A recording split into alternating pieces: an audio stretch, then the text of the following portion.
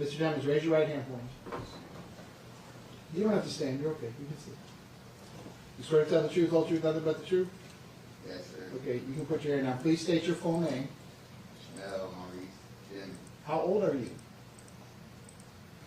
25. How far did you go in school? I graduated, well, I got my own GED. Do you read and understand the English language? Yes. Are you presently under the influence of any drugs, medication, or alcohol? No. Have you ever been treated for a mental illness? No. Are they giving you any medication in the jail right now? No. How are you feeling this morning? Confused. I understand. I'm a little confused myself. Your head is clear? You're not hearing voices. You No. hear your lawyers. You're talking to your lawyers. You Yeah. understand what's going on this morning? Yeah. Okay. All right, so Mr. Demings, here's the deal. You're, just like any other defendant, you're entitled to have a conflict-free lawyer or lawyers representing you. Okay, a lawyer that has your best interest in mind to the exclusion of anything else. You with me so far? Yes. Okay. The state has told you that one of your lawyers is currently under investigation. For what? I have no idea. But there's some ongoing criminal investigation. Okay? You with me so far? Yes. Okay. So, this, what your lawyers correctly pointed out yesterday, raises immediately what we call a conflict of interest. In other words, maybe at some point during this litigation or some point during the trial, my lawyer's not going to do what's the best thing for me. My lawyer's going to do what's the best thing for my lawyer. And your two interests are separate. You understand that? Yes, sir. Okay.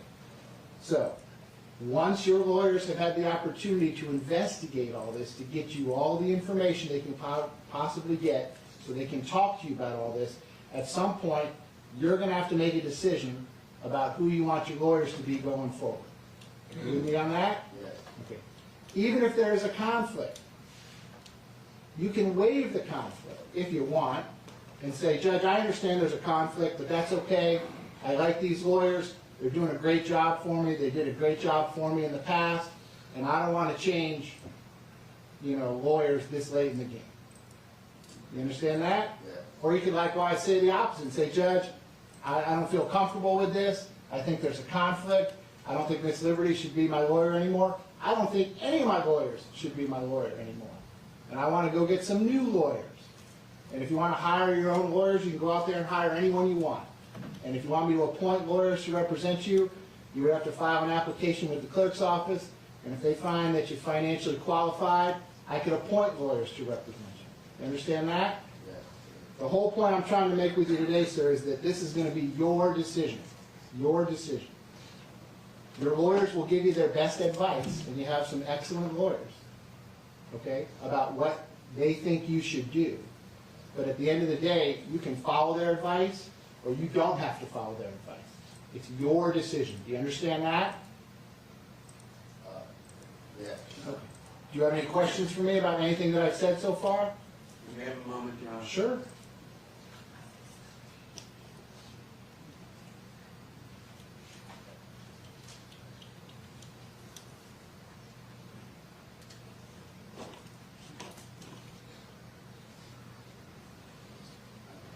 No questions?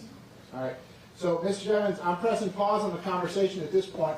We're going to have the second half of this conversation at some point in the future. I hope it's sooner in the future rather than later, because the last point I want to make sure, and I'm giving you and your family and your lawyers as much notice of this as I can, your case is set for trial September the 10th, and that's not that far away. Do you understand that?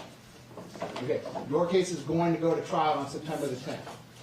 So if you change lawyers, you're going to get a group of lawyers in place that are going to have like 7 months to prepare a capital case, okay?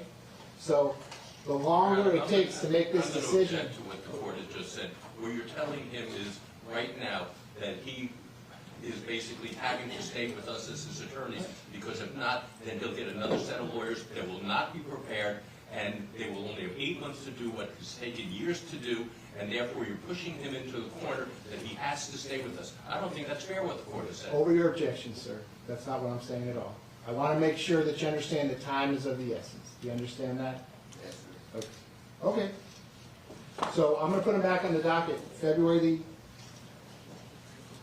the 18th at 9:30 a.m. This issue with the warrant will be resolved at this point, and whatever's going to be distributed to the parties will have long since been distributed to the parties. You all can file whatever additional motions you think are appropriate. If there's any motion that the state wants me to hear, we're going to do that in a notice of hearing. That's by the close of business on Friday, February the 7th.